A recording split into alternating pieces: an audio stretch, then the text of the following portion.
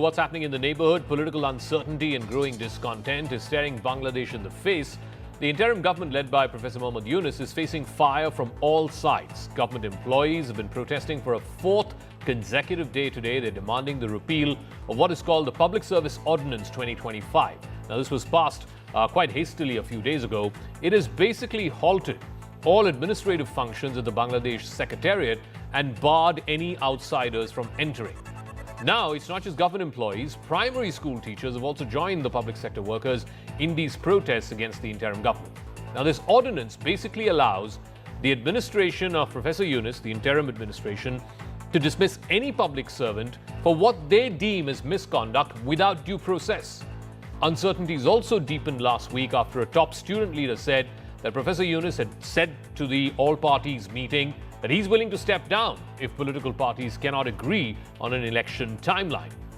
But the biggest problem for Professor Yunus seems to be that he's on a collision course with a real power center in Bangladesh, and that is the army chief. Bangladesh's army chief held a press conference last week, General Wakar-uz-Zaman, who added pressure on Professor Yunus's interim regime by saying that calling for elections has to be held as early as later this year. The deadline has been given as December 2025, which is a clear departure or a clear divergence from Professor Yunus's own timeline, which is that he feels he has a year's time up until June of next year to hold these elections.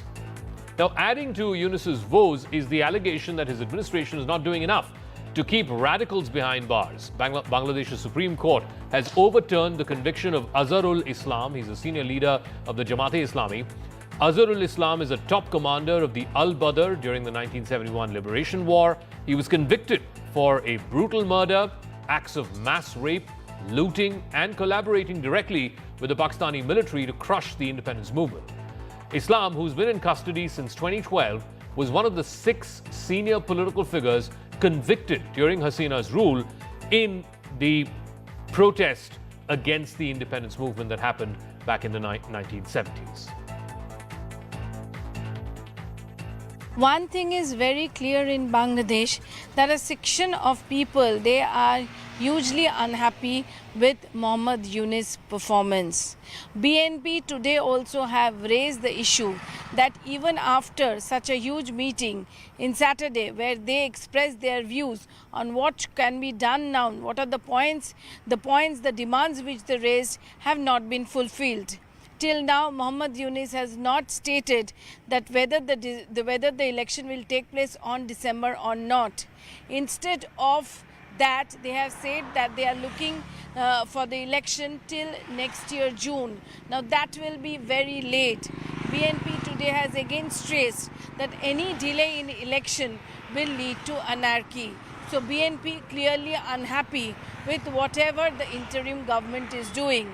On the other hand, amidst all this uncertainty and in a volatile situation, Muhammad Yunus will be leaving for Japan. He is going to Japan, and there he has certain meetings.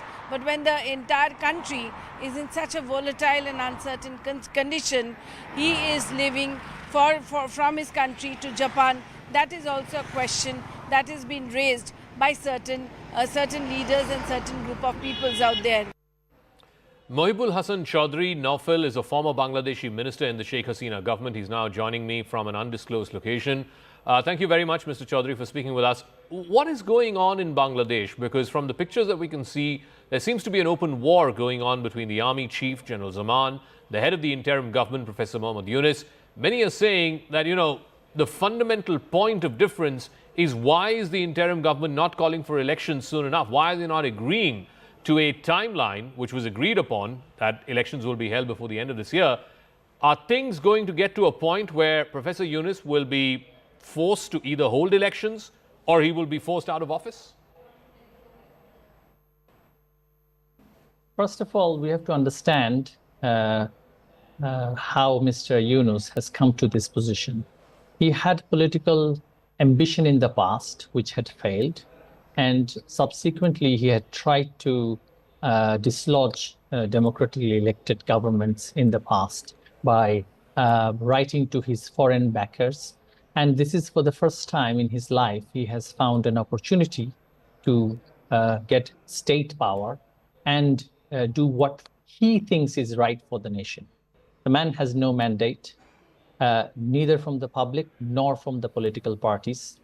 They have claimed that the army chief had invited him to take up the position of chief advisor, although the constitution does not have any provision for the position of chief advisor.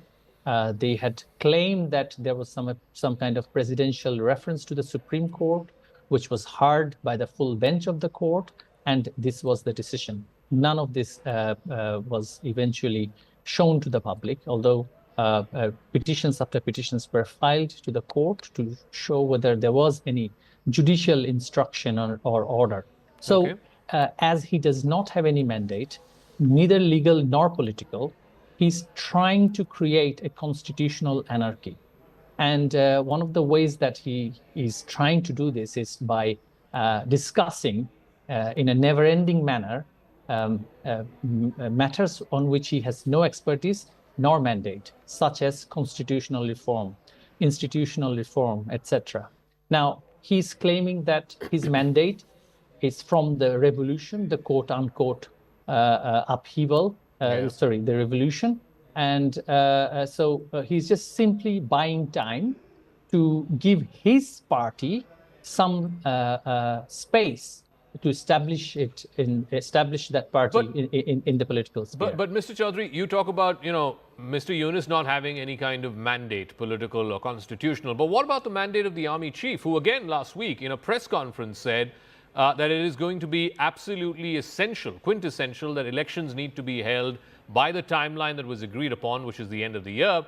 And then the next day, I think Professor Yunus met with all the political parties and he said that he can't follow that timeline and that he wants to extend that timeline till June of next year. So what is the army chief's role in what is clearly and should be a political process? See, army chief represents an institution. And when he took oath as the chief of the armed forces, his oath was to uphold the constitution. The constitution has not been suspended.